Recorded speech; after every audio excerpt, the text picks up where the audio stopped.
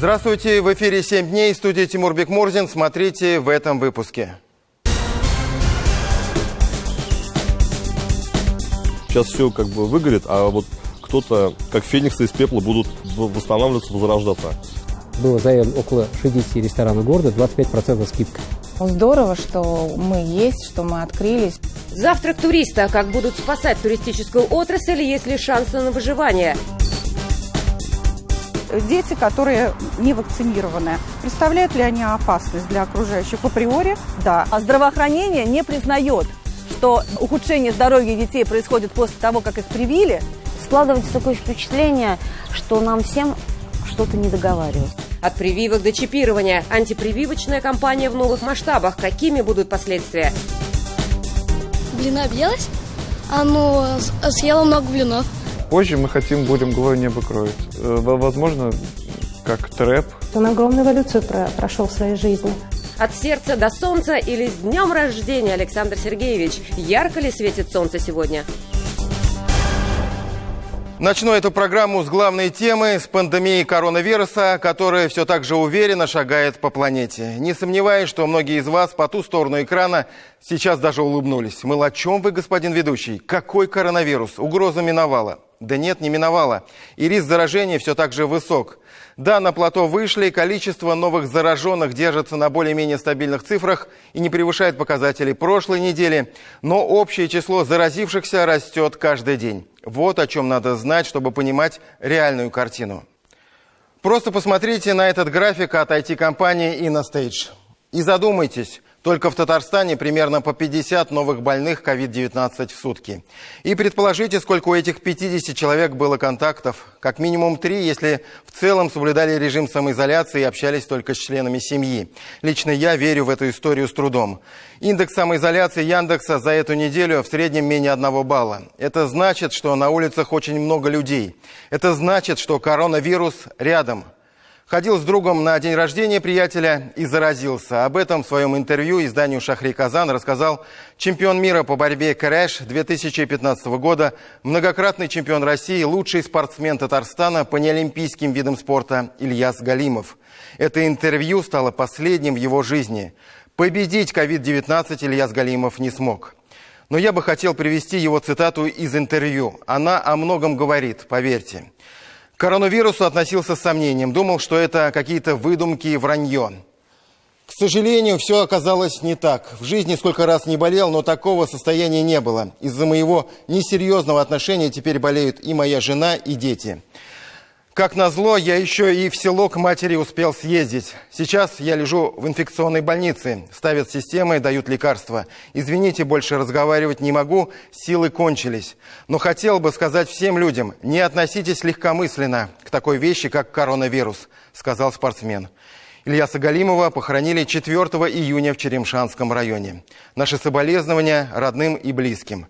А сейчас еще один прогноз от татарстанской IT-компании. И по какому сценарию будут развиваться события, зависит только от нас. Будем соблюдать ограничительные меры. К середине июля заболевших будет 4759 человек. Будем легкомысленны, цифра эта увеличится почти в 2 раза. До 9644 человек. Очень хочется не допустить пессимистичного сценария. И, возможно, сейчас, посмотрев на героев нашего времени, вы включите инстинкт самосохранения. Медики сегодня ведут сражение с COVID-19, рискуя своей жизнью ради спасения нашей. И давайте скажем им слова благодарности за преданность, долгу и отвагу, проявленные в мирное время. Значимость работы каждого, буфетчица это или врач-санитарка, или реаниматолог, сегодня сложно переоценить. На передовой, в красной зоне все равны.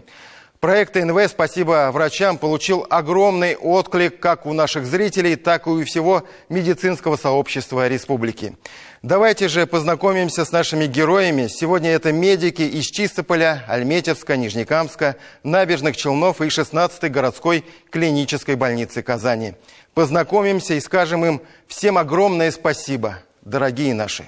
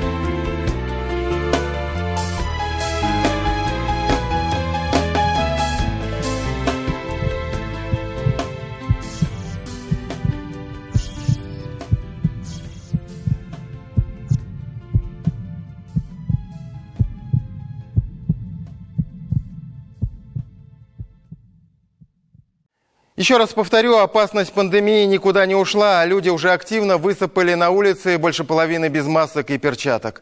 Призывы к бдительности практически не работают или работают слабо. Устали люди? Да, несомненно. К тому же, на мой взгляд, власти перестраховываются, и оттого некоторые решения запаздывают. Все это приводит к своеобразному театру абсурда на наших улицах, и люди это видят. Один пример. На улицах Казани, в парках и скверах, на лавочках можно увидеть много людей, перекусывающих фастфудом и напитками. Видимо, чиновников это не смущает. При этом летние веранды и кафе, где куда комфортнее и риск заражения не так велик, под запретом. Потихоньку ограничения снимаются. Уже открылись отели. На этой неделе разрешили работать фитнес-центрам, саунам и баням. Люди могут посещать храмы, торговые центры. Правда, в случае с последними ограничения сняты для объектов только в 31 районе Татарстана. Речь не о продуктовых магазинах, а о торговле непродовольственными товарами. Казань и Набережные Челны в этот список не вошли. С ресторанами и развлекательными учреждениями все еще сложнее. Их, видимо, будут открывать на более поздних стадиях снятия ограничений. Скорее всего, больше повезет летним верандам и кафе, которые, если все пойдет удачно, заработают через неделю. На этом фоне усиливаются разговоры о том, как нам спасти этот туристический сезон в Казани и в Татарстане. Назвать его высоким уже язык не поворачивается. Председатель Государственного комитета по туризму озвучил сумму потерь отрасли из-за пандемии. Она около 5 миллиардов рублей.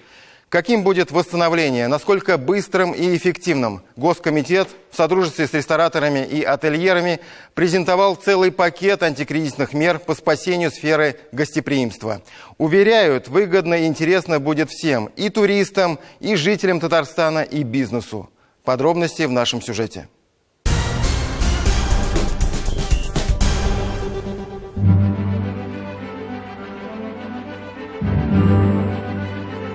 Казань оживает, Казань ожидает, Казань в предвкушении. Если не туристического бума, то хотя бы туристической активности. Пусть еще слабый на данном этапе, но это тот случай, когда отели, музеи, стоявшие месяцами, неимоверно рады каждому клиенту, гостю, туристу. Тем более, что власти, чиновники в Татарстане в данном случае принимают своевременные решения. На этой неделе правительство разрешило работу с определенными ограничениями храмам, фитнес-центрам, саунам, некоторым торговым центрам, ресторанам при отелях. А главное, отменила требования обязательной двухнедельной самоизоляции для приезжающих из других регионов. Здорово, что мы есть, что мы открылись, что у людей есть возможность приехать. Да, есть маски, да, там есть перчатки, есть соблюдение некоторых других педагогических норм, но они такие нормальные, абсолютно выполнимые, да. А чай какой у вас, Рушания?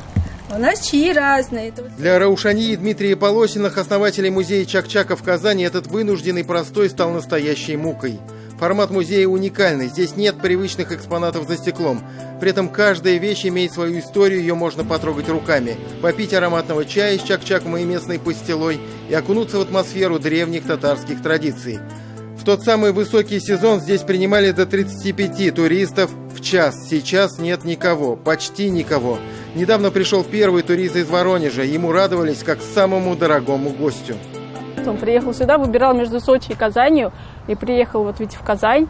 И это очень приятно. Приезжала семья, одни живут в Оренбурге, так разъехались, да, другие в Казани, а третьи ушли в Австралии. То есть и вот в Оренбурге и в Австралии знали, что есть музей Чак-Чака в Казани, а вот местные, например, не знали. Они сначала пришли такие, да что вы нам расскажете про Чак-Чак? Тем не менее, именно недоверчивые поначалу посетители из Казани, со слов Дмитрия, затем становятся самыми преданными гостями и даже друзьями. Такой вот парадокс. Живя в самом красивом старинном городе в стране, мы реально мало что знаем о нем как об историческом, архитектурном и туристическом центре. Досадную оплошность помогут исправить пешие экскурсии по столице. Проводятся они почти каждый день, вечером. И в этот период стали прекрасной альтернативой походам в кино и театр. Ведь туда сейчас не попадешь, а тут и познавательно, и бюджетно.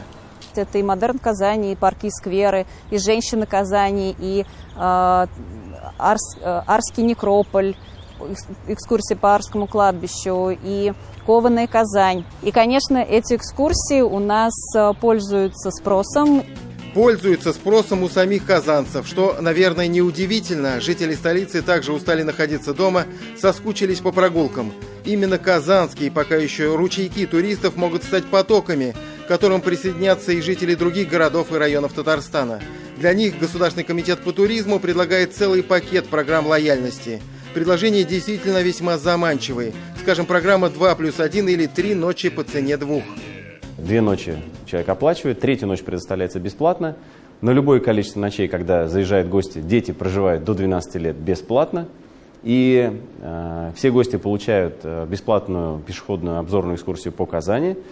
Или еще одна программа называется «1001 удовольствие на выходные». Звучит как в сказке, и предложение реально сказочное.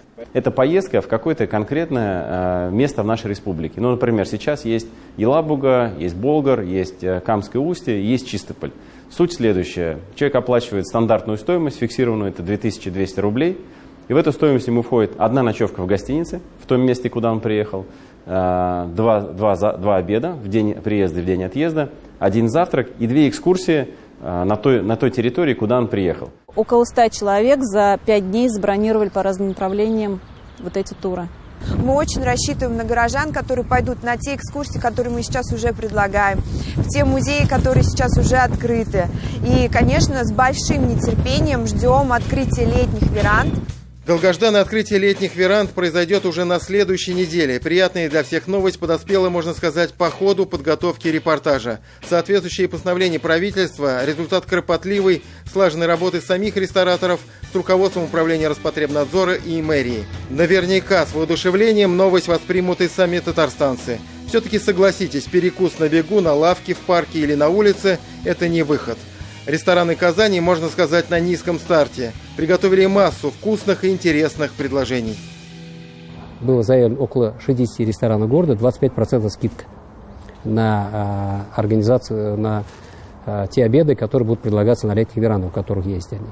Конечно, мы сделаем интересные программы. Вот сейчас, допустим, мы готовим к запуску республиканский никах-центр. Мы делаем сейчас музей никаха. Сейчас все как бы выгорит, а вот кто-то, как фениксы из пепла, будут восстанавливаться, возрождаться. Из пепла возродятся самые сильные заведения с продуманной концепцией и качественной кухней, считает ресторатор Равиля Шайдуллина. Для клиентов это даже хорошо. Равиля Шамильевна вспоминает, как сама проходила кризисы и потрясения. Всегда выручала накопленная подушка безопасности и грамотная политика привлечения клиентов. Говорит, в один из таких кризисов она продавала свою знаменитую пиццу даже ниже себестоимости. Апай, он мне говорит, Апай, ты что творишь-то? Я говорю, подожди.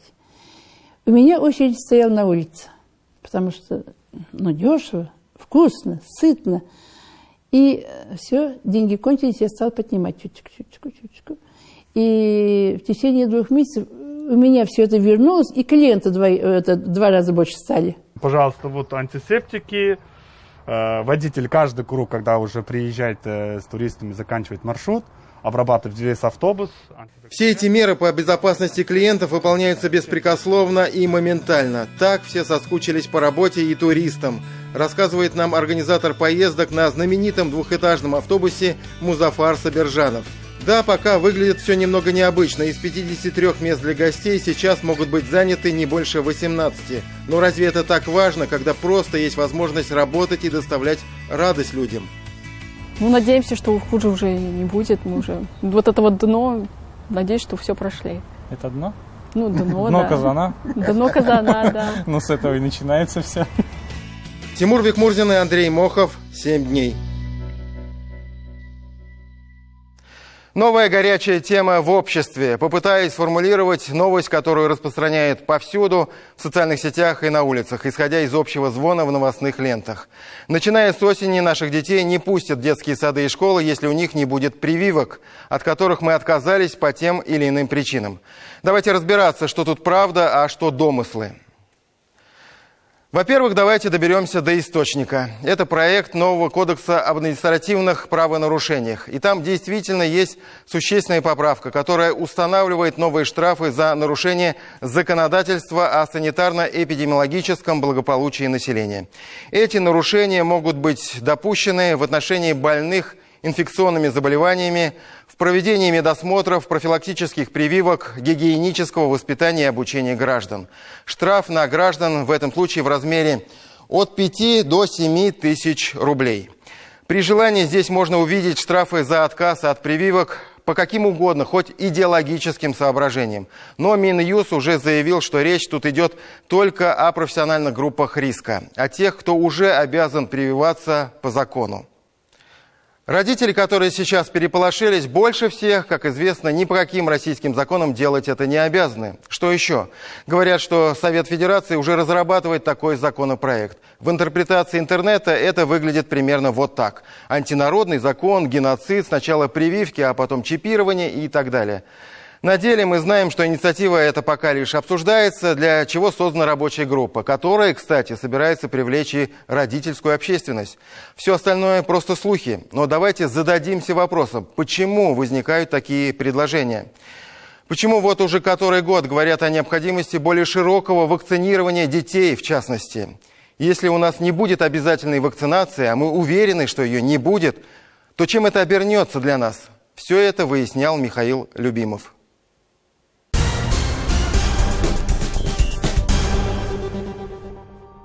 Если бы геометрические аксиомы затрагивали интересы людей, то они бы тоже опровергались. Томас Гоббс, английский философ.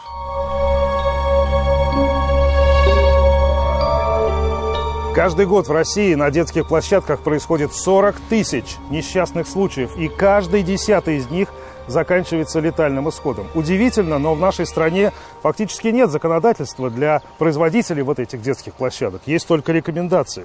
И в этой связи еще более удивительно, что в нашей стране нет какого-то особого движения антиплощадников, антикачельников, антикарусельников, антипесочников, антигорочников. Ведь оно должно было появиться. Но представьте себе, как легко разобрать, например, вот эту машину-убийцу на составные части, найти в ней кучу нарушений, задаться вопросом, кому это может быть выгодно, может быть, Всемирному банку, может быть, Биллу Гейтсу, может быть, какому-то мировому правительству. Почему вообще эта машина-убийца стоит на детской площадке, а не где-нибудь за городом, не где-нибудь там за колючей проволокой под тяжелым амбарным замком? Даже посмотрите на внешний вид. Они даже ничего не скрывают.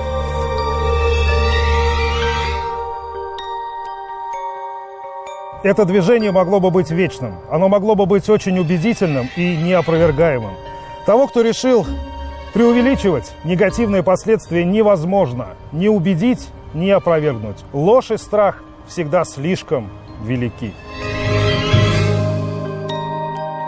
Легко привязаться к убеждениям, рождающим эмоции. Вакцинация детей, возможно, самый эмоциональный вопрос. И даже как-то удивительно, что мнительные граждане до сих пор не добрались также до элементарных детских песочниц, в которых они без труда бы обнаружили столько необходимых им вредных веществ, сколько было бы нужно для объяснения всех детских болезней. Интерпретация бессмысленных и несвязанных данных – вот чем в основном заняты антипрививочники. Но мы сегодня встретимся с самыми умеренными представителями этого крыла. Вот Ирина Волынец, лидер Национального родительского комитета, своих детей прививает, но ведет активную кампанию против обязательной вакцинации. Есть петиция, где в частности сказано, что обязательная вакцинация нарушает право наших детей на получение бесплатного образования. Но по факту речь идет не просто о выборе, речь идет о недоверии ко всей системе здравоохранения, которая якобы скрывает и замалчивает все факты осложнений после любых прививок. Проблема заключается в том, что здравоохранение не признает, что данные ухудшения здоровья детей происходят после того, как их привили, и всячески отнекиваются от этого, находя какие-то другие причины, кроме той, которая является настоящей. Претензия на правду, недоступную якобы обывателям, первый признак деструктивных организаций. Ученые четко выделяют эти главные признаки антипрививочного движения. Они, как у всех, ложные или ошибочные предпосылки, нарушение логики и статистики, хронологическая последовательность служит доказательством причинной связи, то есть если ребенок заболел после прививки, значит заболел вследствие нее. Ссылки на ложную или ошибочную экспертизу, псевдонаучные обоснования. У противников вакцинации есть, конечно, своя Библия. Это вот эта книга «Беспощадная иммунизация» Коттека, в которой ученые насчитали 250 только серьезных ошибок, не говоря уж о домыслах. Вот так. Одна ложь тянет за собой другую, и правда в итоге становится вашим врагом. Хотя, конечно, многие последователи отказов от прививок считают, что несут свет и любовь в этот мир. Они же борются за здоровье детей. А тогда чего же вы боитесь, если ваши дети привиты, то они не заболеют этими страшными болезнями, в том числе от тех детей, которые не привиты? Дети, которые не вакцинированы, представляют ли они опасность для окружающих? Априори, да, они представляют определенную опасность. Общество имеет право себя защитить. И я хочу сказать, что во всех странах, и Соединенные Штаты Америки, и Европа, да, там есть какое-то лояльное отношение к вакцинации, человек может выбирать, прививать или нет, но, извините, тогда вы выбираете, посещаете ли вы детские учреждения, садики, школы, университеты. То есть даже при всей лояльности строгость в отношении приема детей существует в каждой стране. Однако чужой опыт никого не учит, если он нежелателен и не ложится в общую канву представлений. Поэтому чаще всего мы слышим вот это. Складывается такое впечатление, что нам всем что-то не договаривают. Медицина прошлого как-то вызывала, честно, доверие больше. И, наверное, такой истерии по поводу той же краснухи, той же кори, оспы абсолютно не существовало. Удивительно, как люди живут в мире побежденных вакцинами болезней и не видят того. В 80-м году Советский Союз победил оспу навсегда при помощи вакцины. США в середине прошлого века боролись с полиомиелитом, что, кстати, отражено в известном фильме о Форесте Гампе, у которого как раз вот эта болезнь и была. Полиомиелит был побежден в США при помощи вакцин, а не силы духа, как в кино. Ну а куда бежим мы? А мы до сих пор не можем победить даже корь, от которой есть давно вакцины и которую вроде побеждали уже. Не можем победить, потому что она то и дело возвращается. Нет необходимых 90 с лишним процентов охвата прививками для коллективного иммунитета. И это при том, что шансы ребенка умереть после прививки гораздо ниже, чем от неудачно проглоченной игрушки. При том, что лечение антибиотиками вместо прививок таит в себе намного большую опасность для ребенка, чем сама прививка. Зачем мы носим маски сейчас на улице? Чтобы защитить себя? Конечно, не только это. Чтобы защитить общество от себя. И то же самое с прививками. Контагиозность кори и коронавирусная инфекция, она намного превосходит коронавирусную инфекцию. То есть, ну и вот то, что мы бы могли бы видеть, если иммунная прослойка снизится до таких крайне низких показателей. То есть это вот то, что мы видим с коронавирусной инфекцией. Та же ситуация может повториться с любыми инфекционными заболеваниями, которые управляются вакцинопрофилактикой. Как не согласиться с этим? Казалось бы, ведь все у нас перед глазами. Вот она болезнь, от которой нет вакцин и лекарств. Она опустошает все на своем пути. Экономику, людей. Вот оно, будущее, в котором мы можем очутиться не единожды, если будем продолжать в благородной позе и белых одеждах защищать некую свободу выбора, идею вредности вакцин и якобы полезности абсолютно бесполезной гомеопатии, проталкивая всюду эту новую норму – ненормальность, выдавая бездействие за некое действие. Обязательной вакцинации в России, скорее всего, не будет, и кто-то назовет это победой, до первой вспышки, после которой все встанет на свои места. Ведь чем больше антипрививочников, тем их меньше. Это грустный юмор. Можно долго бежать в этой толпе просветленных за очередным Форестом Гампом, который и сам-то не знает, куда он бежит. Заканчивается всегда, абсолютно всегда, одним и тем же. Я очень устал. Пожалуй, пойду домой. А нам что делать? Однажды пелена спадает с глаз, и наступает время вернуться домой. Михаил Любимов, Андрей Мохов и Роман Безменов. 7 дней. Начало лета, что все-таки озарилось солнцем к концу недели, это еще один совсем не лишний повод поговорить о детской безопасности. И не только Международный день защиты детей, что отмечался 1 июня, тому виной. Приведу лишь несколько цифр, чтобы обозначить масштаб проблемы. Каждые 6 часов в России теряется ребенок. В стране ежегодно пропадают 55 тысяч детей. 90% из них находятся, потому что каждый такой случай – сигнал тревоги для государственных служб, общественных организаций и простых неравнодушных людей, для которых главный принцип – не сдаваться и не прекращать поиск. Лиза Алерт – первый поисково-спасательный отряд, созданный в 2010 году в нашей стране. Некоммерческая организация названа в честь 5-летней Лизы Фомкиной, заблудившейся с тетей в лесу. Обе погибли, но маленькая девочка в течение 9 суток мужественно боролась за свою жизнь. В Татарстане за 10 лет работы отряда, к счастью, все дети были найдены. Но в российской базе до сих пор не закрыто дело на девочку, пропавшую в 2012 году. Сейчас ей исполнилось бы 17. А тех, кто теряется и находится, и тех, кто продолжает верить и ждать, несмотря ни на что. Репортаж Диляры Юсуповой.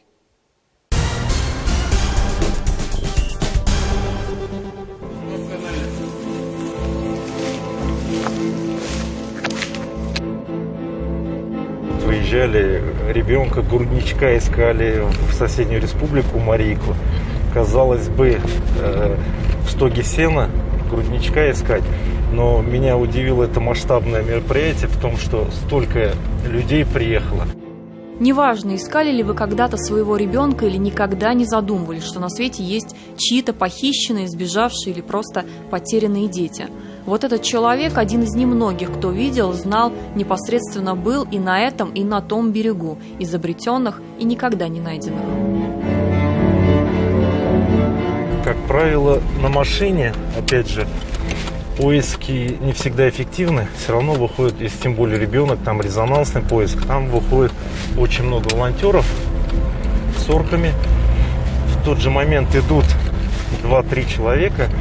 Они же и расклеивают орки, они же допрашивают свидетелей, работают лисы по городу. Лисы – это группы, на которые делится отряд при поиске, а еще потому, что это Лиза Алерт, названная именем 5-летней Лизы Фомкиной, которая заблудится в лесу в 2010-м и уже не вернется, но многое оставит после себя. Лизу нашли погибшей, ее тетю. Лизу нашли на 10-й день, и после этого все тогда еще незнакомые друг другу люди, которые искали без каких-то алгоритмов, специальной техники, специального оборудования, они решили объединиться и решили, что таких историй больше не должно повторяться. И уже в октябре появился форум lizaalert.org и образовался отряд. Детский поиск самый сложный. В пандемию схема работы немного изменилась. Искать стараются поодиночке, дистанционно или через социальные сети. Но если экстренная ситуация, сигнал тревоги и в путь. В Татарстане за 10 лет найдены все дети, но по России их тысячи. Любой сигнал из соседнего региона словно рев кораблей, которые друг друга не видят, но знают, что они есть. Например, недавно мы выезжали к нашим коллегам в Кировскую область. Мы искали мальчика в природной среде, это был лес, искали его на протяжении 2 дней. На горячую линию стекается вся информация о пропавших людях. Лиза Алерт – система оповещений, которая молниеносно подключает к поиску общественность через мессенджеры, телевидение и печатную прессу. Но бывает и так, что даже самое небезразличное участие не дает результатов. Саша Целых пропала в 2012 году в возрасте 9 лет в Ростовской области. Была на прогулке вместе с родителями на базе отдыха. Родители отвлеклись буквально на 5 минут, и девочка исчезла. В настоящее время до сих пор не найдена. Людей не найдено в течение многих лет, все равно продолжают искать. К слову, в США фотобаза постоянно обновляется с помощью компьютерных технологий. Состаренные снимки детей путешествуют на бортах грузовиков, их можно встретить на коробках пиццы или пакетах молока. У нас же пока это все происходит по старинке, поиск осуществляется через соцсети, через полицию или с помощью вот таких листовок, которые расклеиваются по городу. В В Татарстане, впрочем, тоже есть своя небольшая альтернатива – островок безопасности в супермаркетах для каждого потерянного. Летом прошлого года совместно с сотовым оператором был запущен проект «Обработка фото с беспилотника». Нейросеть за секунды сортирует снимки, выделяя те, на которых может присутствовать человек. А это пакеты известного продуктового бренда с номерами горячей линии «Лиза Алерт». Сколько удалось найти людей с помощью них, доподлинно неизвестно. Но если весь этот конвейер надежды из миллиона пакетов помог вернуть хотя бы одного ребенка, что если этот ребенок ваш?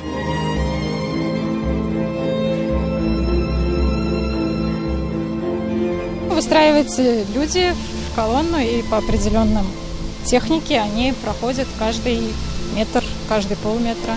Если у ребенка, допустим, была какая-то шоколадка, да, мы увидели эту обертку, естественно, мы останавливаемся, фотографируем следы детей. Очень часто там, видно, допустим, следы, либо помятая трава. Мы говорим «поиск пропавшего» и часто представляем лес. Десятки людей бродят по холмам, не видя сна, порой в течение нескольких суток. Природная местность и вода – это первые зоны опасности летом. Школа «Лиза Алерт» учит детей как раз этому – мерам предосторожности. Если ты потерялся в лесу, стой на месте. По лесу передвигаться запрещено вообще. Всем. Не рассчитывайте на то, что он маленький, не дойдет до воды один. То, что там мелко, утонуть невозможно. Не оставляйте никогда, ни на секунду детей одних возле воды. Дети у нас маленькие, непредсказуемые. Маленькие дети не понимают слова «опасно». Говорите «больно».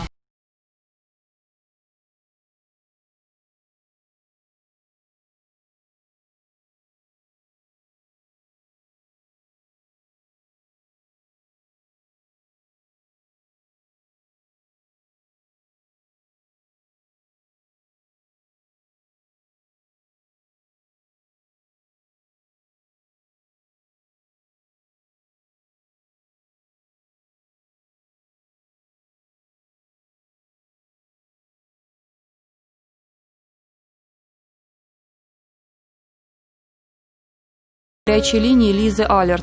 Быть может, вы кого-то узнаете, быть может, даже себя. Хорошо, когда это происходит, как на этом фото. Это не постановочный кадр из хроники поискового отряда. Наглядный пример для тех, чьи фотографии потускнели от времени и ожидания. Помнить, что, как в небезызвестном фильме, всегда остается след, а значит, есть и надежда. Диляра Исупова, Андрей Мохов и Андрей Кузьмин. 7 дней.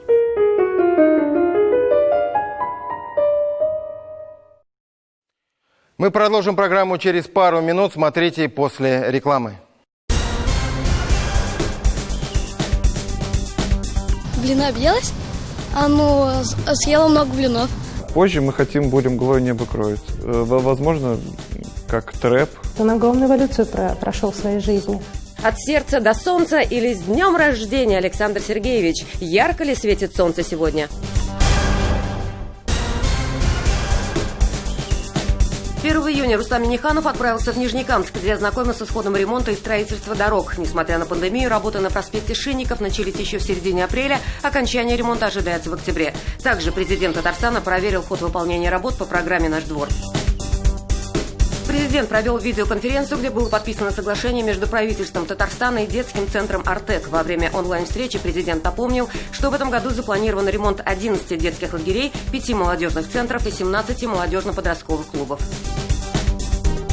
2 июня соглашение о сотрудничестве было подписано и с руководителем аналитического центра при правительстве России Константином Калининым. Рустам Минниханов поблагодарил за теплое отношение к Татарстану и заинтересованность в совместной работе.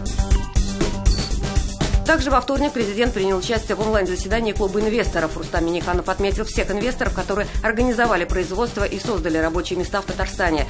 Президент подчеркнул, что республика сегодня один из ведущих и промышленно развитых субъектов страны. 3 июня в режиме видеоконференции состоялось очередное заседание рабочей группы Госсовета России по строительству. Президент Татарстана отметил, что было направлено обращение в Минстрой России о необходимости введения новой методики расчета двух показателей – количество семей, улучшивших жилищные условия, и уровень доступности жилья. Рустам Минниханов также сообщил, что все поручения, поставленные перед секретариатом рабочей группы, выполнены. 4 июня президент с рабочей поездкой посетил набережные Челны. Рустам Минниханов ознакомился с ходом благоустройства объектов городской инфраструктуры. Также он побывал на производственных площадях завода КАМАЗ. В научно-технический центр гостей доставил инновационный транспорт, разработанный инженерами компании.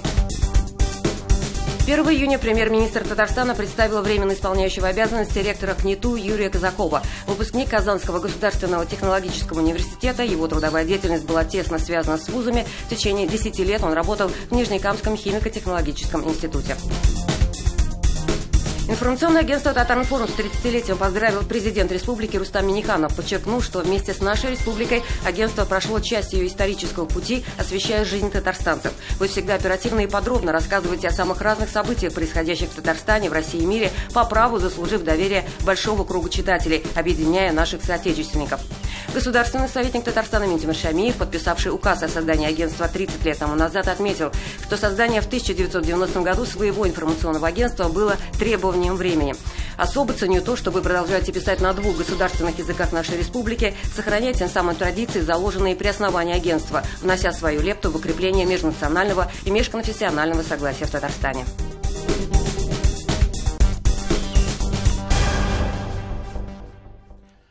В эфире программа «7 дней». Празднование столетия республики продолжается. 25 июня мы будем отмечать особенный день в истории ТАССР. Именно в этот день, в 1920 году, власть перешла в руки Революционного комитета, с которого и начиналась история органов власти республики. Что мы и вы, например, знаете о первом правительстве? А что о втором кабинете министров, который бы политологи сегодня назвали правительством младореформаторов? История исполнительной власти молодой республики весьма интересна и при этом трагична. Посмотрим на первое правительство ТАССР. Председателем Центрального исполнительного комитета ТАССР стал 31-летний Бурхан Мансуров. Председателем Совета народных комиссаров 26-летний Сахибгарей Саидгалеев. Министерские портфели получили совсем молодые парни, большинству из которых не было и 30. Многим так и не исполнилось даже 40. Обратите и внимание на даты. Почти все народные комиссары занимали свои посты только год. Светлана Спирина продолжит.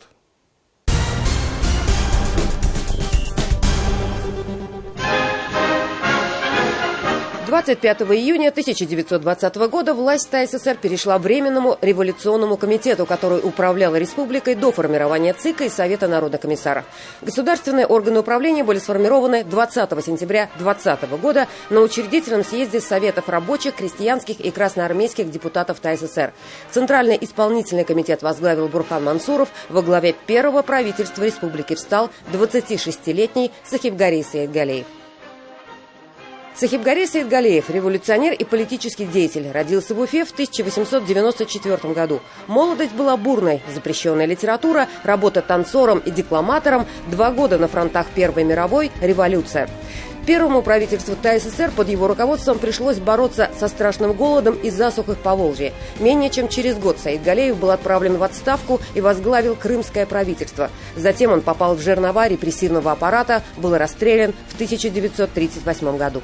И потом появилось правительство во главе с Кашафом Мухтаровым, которому, повторяюсь, 25 лет. И он был медиком, и он знал, как нужно спасать народ.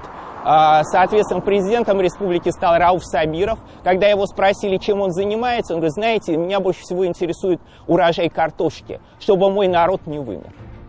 Со спасением населения республики от вымирания в тисках ужасного голода всегда связывают имя наркома земледелия ТАССР Юнуса Валидова. Рассказывают, что в 1921 году Сталин решил отправить эшелон с сахаром в Грузию для производства вин, а нарком земледелия ТАССР перенаправил этот эшелон в Казань, тем самым спас тысячи жизней. Сделал, конечно, за взятки, как он честно тогда сам написал, и эту историю ему не простили. В 1924 году Валидов был осужден и расстрелян. Так что, когда мы говорим об отцах-основателях Татарской Республики, нужно понимать, что эти люди спасли граждан нашей республики, независимо от национальной принадлежности. Цена вопроса была бы, возможно, что 2/3 населения республики просто умерло, как это произошло с населением автономной Башкирии. Правительство во главе с Кашафом Мухтаровым историки называют правительством реформаторов. Они не только победили голод и эпидемии, при них началось поступательное развитие экономики и модернизация сельского хозяйства. Им в достаточно сжатые сроки удалось наладить, отрегулировать и финансовую систему, стабилизировать экономическое развитие. Уже к 2025 году почти были достигнуты показатели 13-го довоенного года. И это говорит о большом успехе. Одним из убежденных защитников автономных прав Татарии был в то время нарком финансов Александр Гордеев. В условиях недостаточного финансирования нужд республики он предлагал развивать собственную налоговую деятельность, вводить республиканские пошлины и требовать пособия от центральных властей на покрытие бюджетного дефицита.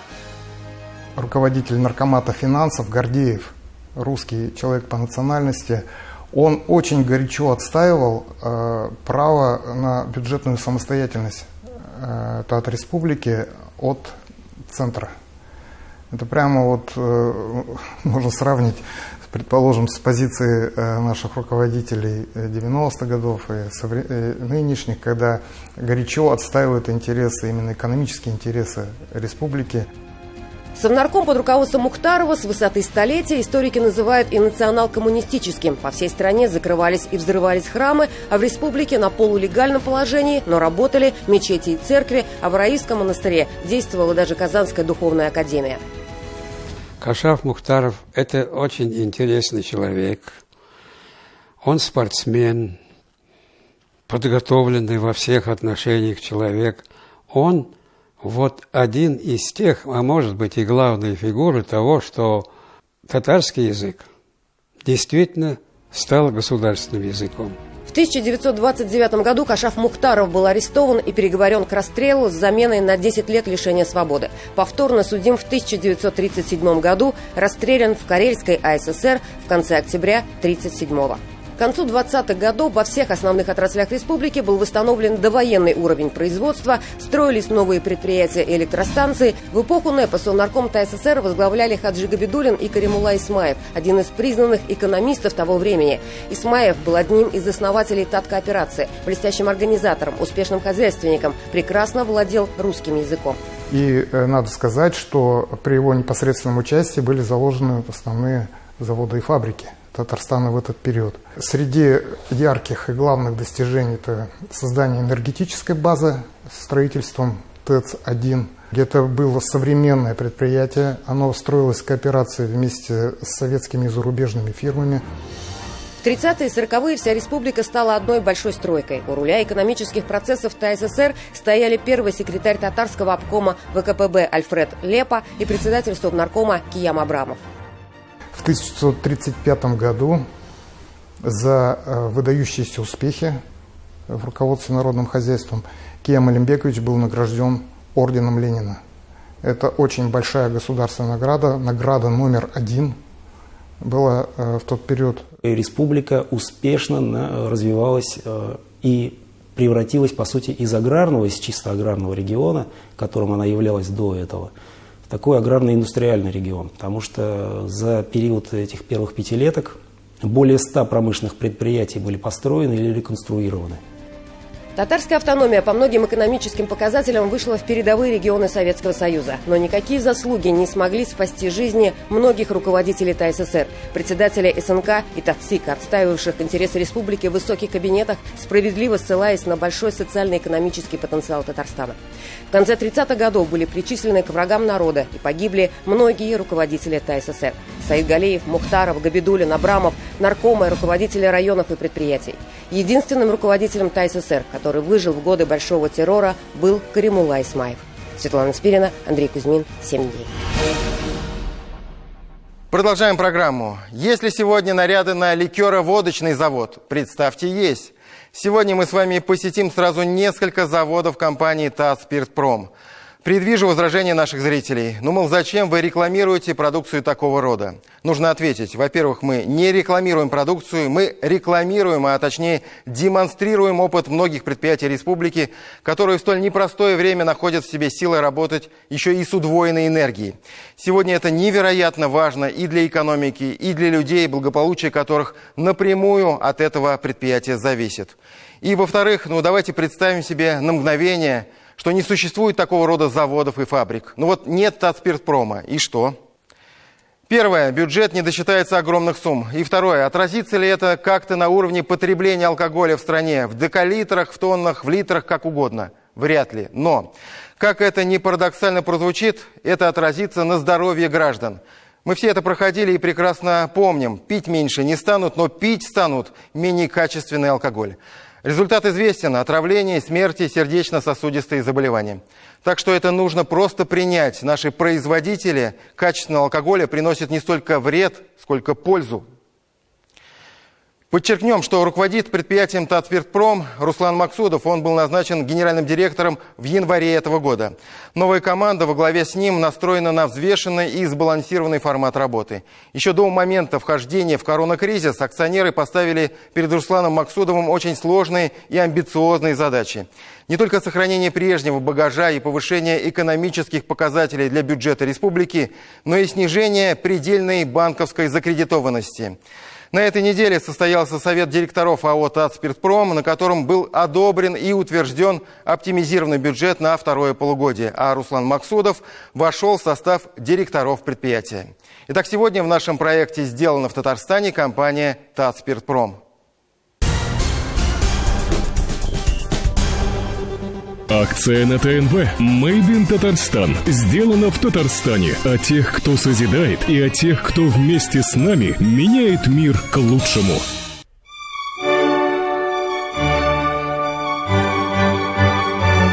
Двенадцатый, 11-й, 14-й, 13-й – это все годы. Годы, да, да.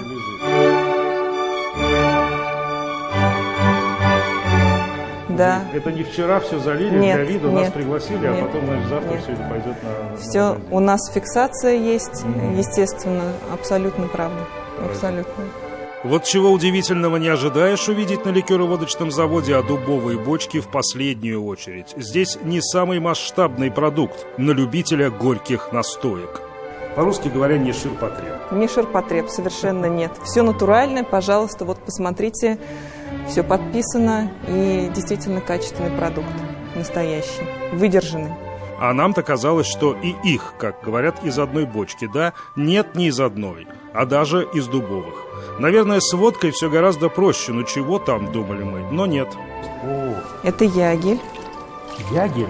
Да. Это мох? Да. А для чего это он? Это для водки, конечно. У нас вся водка разная. То есть водка – это не только вода и спирт. Ну, это вот нужно просто понять. Один раз попробовать и понять, потому что раньше мне тоже казалось, что все на один вкус. Но это совершенно нет. Водка – это не просто спирт и вода, а завод – это не просто конвейеры с бутылочками и краниками. Это пищевое производство. И мы видели уровень ответственности. Во-первых, друг за друга. Средства защиты максимальные, просто зайти сюда – это целая история.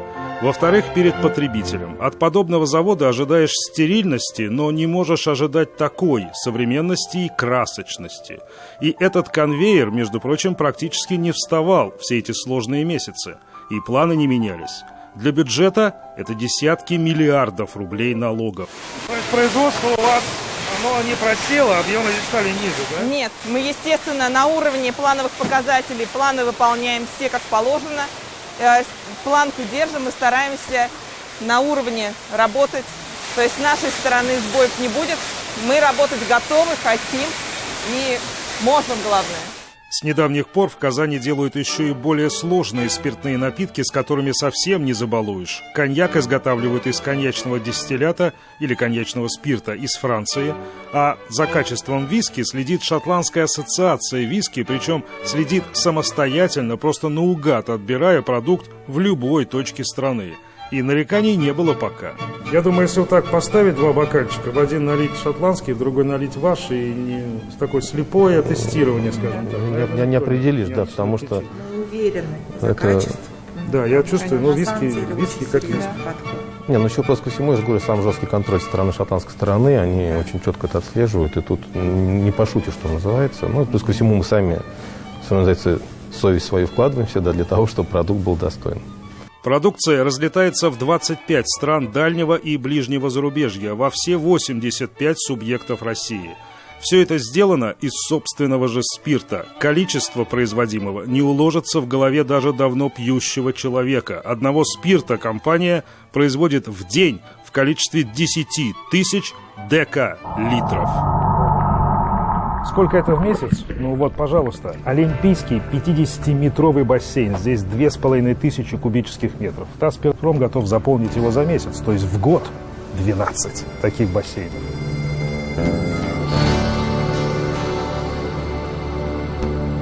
Представить себе такую чашу, в которую все это можно было бы налить, сложно, но можно. Скажем, вот в эту чашу количество производимого Татспиртпромом спирта за год можно налить дважды. Но если вообразить себе, скажем, сувенирную бутылочку размером с башню Сюмбике в полный рост, 1 к 1, то их будет 10.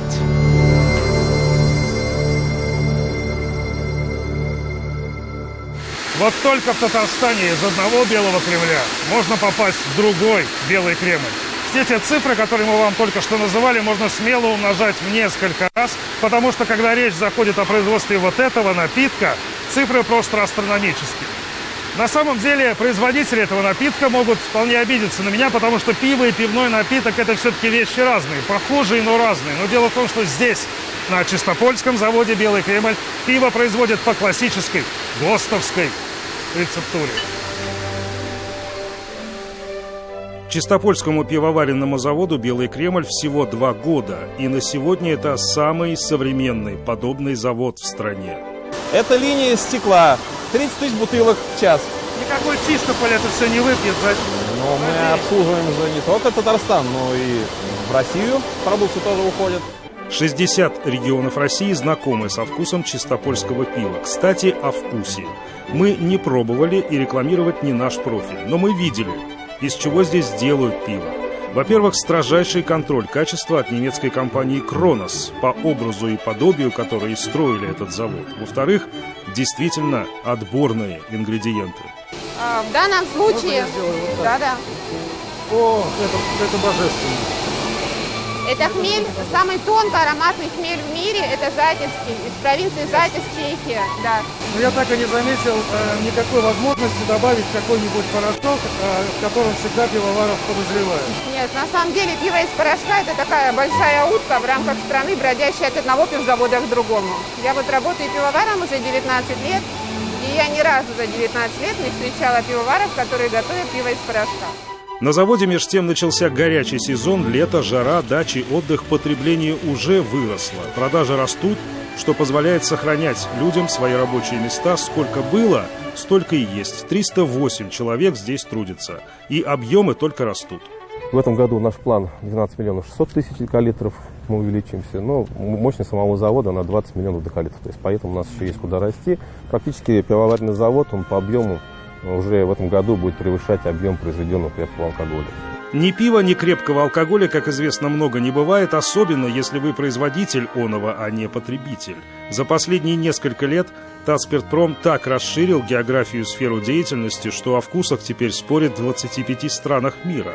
Потому что помимо солода, воды, хмеля, ягеля и дубовых бочек, есть, как известно, еще совесть пивовара. И с этим как раз у нашего производителя все в порядке. Михаил Любимов и Андрей Ключников. 7 дней.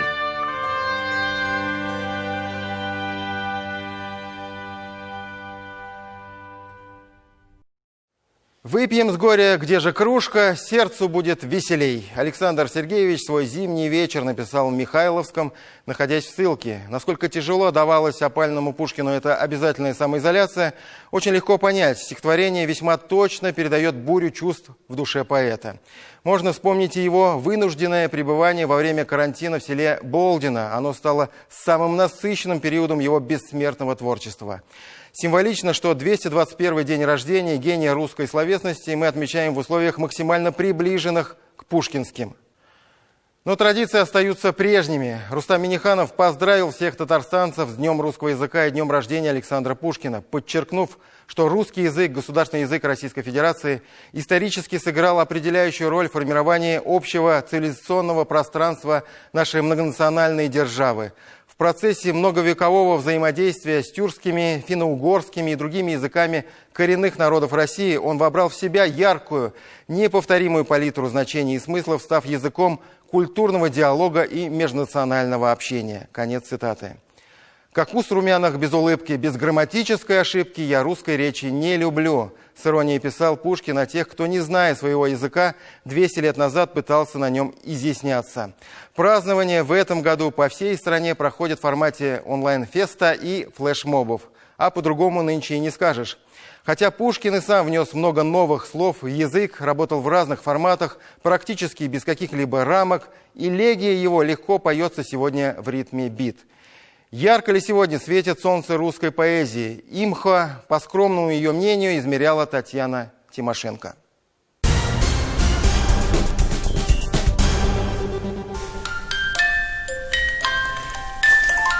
Летят за днями дни, и каждый час уносит частичку бытия. Самому известному в мире русскому поэту посвятили в этом году межрегиональный конкурс «Народные игрушки». Вполне возможно, что у будущего солнца поэзии был похожий Петрушка или примерно такая лошадка на колесиках. Но сегодня сказки Пушкина, знакомые нам с детства, впору читать со словарем. Простофиля. Дурак. Простак другому. Блина объелась? Съела много блинов. С ума сошла как-то Как сказать, очень много наелась. Супостат, диктатор. Враг, негодяй. Согласны? Человек нехороший, да, супостат. Дровни — это там, где место, где... типа сани, по-моему. Место для хранения дров. Без понятия, не знаю. Дрова. Бает. Рассказывает. Если мы в Татарстане, и бай — это богатый, но это вряд ли так связано. Перс. Палец. Палец. Кольцо. Да. Кольцо такое. Из предметов, к которым Пушкин прикасался во время своего путешествия в Казань, сохранился только этот секретер, сокровище дома-музея Евгения Баратынского, друга поэта. Янтарь на трубках Цареграда, фарфор и бронза на столе и души изнеженных отрада духи в граненом хрустале. Это правда, что этот столик женский мебель? Да, безусловно. Этот предмет мебели называется бюро «Бонойр дю-жур», бюро счастливого дня. То в тайничках этого бюро дамы хранили знаки любви. То, что делало их день счастливым. Александр Сергеевич, Наталья Николаевна, за этим столиком писал письма? Точно мы знаем, что 6 сентября делала записи в рабочей тетради. Письмо жене было написано утром 7-го. Но полагаю, что, скорее всего, наверное, за этим столом. Эпистолярный жанр ушел в виртуальность, и тут, выражаясь языком сказок Пушкина, очи разболелись глядячи. Имхо от английского, по моему скромному мнению, изи – просто, легко, трэш – удивление, мда – разочарование, хайп – слава, известность. Сейчас модно среди молодежи кек. Пишут, достоверно не знаю, что это такое, но, насколько я понимаю, это имитация ухмылки человека. Так. Похоже, что и сами интернет-программы, боты над нами ухмыляются. Набираем «афография», получаем «орфография». Людей, ошибающихся, всегда меньше, чем людей, которые пишут правильно.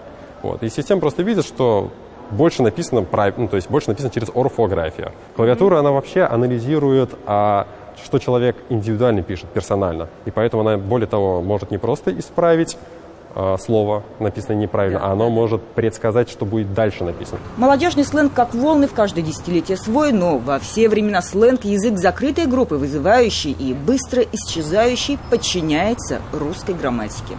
Большинство заимствований вот в нашу эпоху, это конец 20-го, начало 21 веков, из, скажем так, английского языка. Это все боулинги, роулинги, там, дистрибьюторы. Что будет в дальнейшем, сказать очень сложно. Я думаю, что основа останется та же самая. Мы читаем тексты со студентами, начиная с XI века. Но там, кроме вот ятий и некоторых других букв, которые отличаются от современных, ведь большинство слов понятно. А это XI век, и это писали, в общем-то, монахи. Но не хочу подруги умирать. Стихи Александра Пушкина, музыка Артема Зайцева. Музыкально-танцевальный номер на элегию произведения философской лирики был создан не хайпа ради, а просвещение для. Мы специально делаем это для того, чтобы, это же популяризация, чтобы это было актуально среди молодежи. Позже мы хотим «Буря мглой небо кроет». Возможно, как трэп что-то сделаем. Меня бы не понял Пушкин. Он поэтому бы меня не признал. В барах и ресторанах читают стихи, свои и чужие, классиков и современников. Литературный проект существует несколько лет и до пандемии набирал все больше участников. На доходы так или иначе влияет, это больше в перспективу влияет. А так это, в первую очередь, нам было интересно, потому что само событие классное. А как под это все естся? Великолепно. Бывает, иногда читаются такие произведения, которые, в принципе, созданы для того, чтобы есть, где описывается трапеза. Не на всякий роток нашьешь пуговицу. Так было у Пушкина в «Капитанской дочке», материалы которой он и собирал в Казани. Пословицы, как оценочные печати, в наш век толерантности кажутся анахронизмом. Но Пушкин применял их в письмах к самым близким и в самые тяжелые дни. Он огромную эволюцию прошел в своей жизни.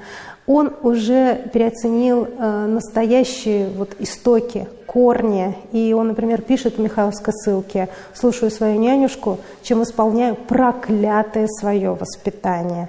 Понимаете, ни больше, ни меньше. И только тогда, когда он вернулся к истокам, только тогда он пишет в 25 году: «Вот сейчас я осознаю, что у меня есть силы творить».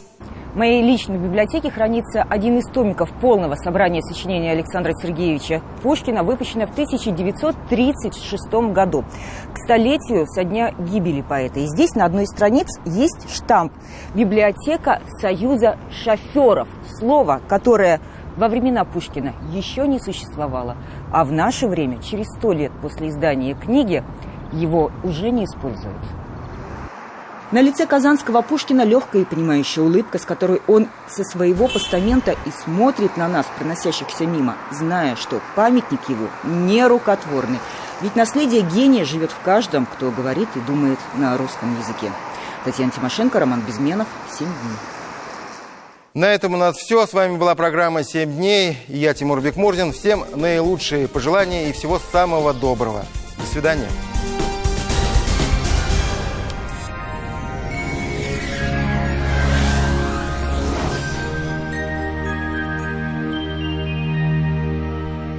Предстоящая неделя напомнит всем нам, что на календаре лето, притом очень жаркое, хотя и дождливое. Время новостей о погоде на ближайшие 7 дней. Здравствуйте. На юго-востоке Татарстана в понедельник будет очень тепло, а во вторник синоптики обещают до 30 градусов жары. Местами дождь. К пятнице жара немного спадет. В выходные ожидается теплая погода, не обойдется без осадков. Жители северо-востока республики понедельник встретят потеплением, переменной облачностью и небольшими осадками. Во вторник будет жарко, солнечно и без осадков. В среду очередной циклон принесет с собой дожди, но повышенный температурный фон сохранится. В четверг ожидаются ливневые дожди. В субботу и воскресенье температура станет ниже. По-настоящему летняя жаркая погода и в центральных районах Татарстана. Тут столбики термометров поднимутся до 30-градусной отметки. К пятнице жара немного спадет. Пройдут дожди, местами ливни. При дожде усиление ветра. На юго-западе в понедельник плюс 24. Во вторник плюс 30. В среду и в четверг жаркая погода сохранится. В выходные синоптики обещают понижение температуры и дожди. На северо-западе и в Казани также в ближайшие дни будет жарко и солнечно. К выходным температура спадет, пройдут дожди. О погоде все. Пусть новая неделя будет позитивной и полна приятных моментов. До свидания.